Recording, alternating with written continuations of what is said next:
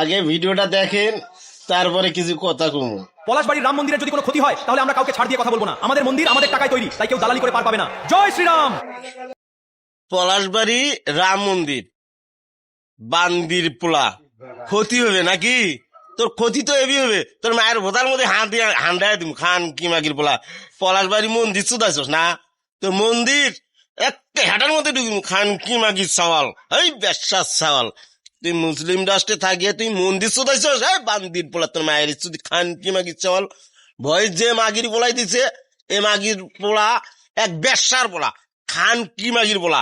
ওর মায়ের চুদি, ওর বোনের চুদি, ওর বইয়ের দুধ বলাই খান কি মাগির সওয়াল। আর খান কি মাগির সওয়াল, ওর মায়ের চুদি ওর বাপে কান্দে ফেলে, আর বোনের চুদি ওর ভাতের কান্দে ফেলে। খান কি মাগির সওয়াল। ভয়েসটা ঠিকভাবে দিবি। তুই কি কোস?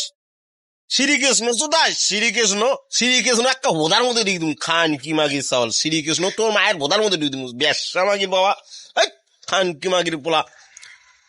তুই এই বাংলাদেশে থাকতে পারবি না, খান কি মাগির পোলা। ভালো থাকিস, আমি যাই গে। উঙ্কা করিস না, ও অসুখ।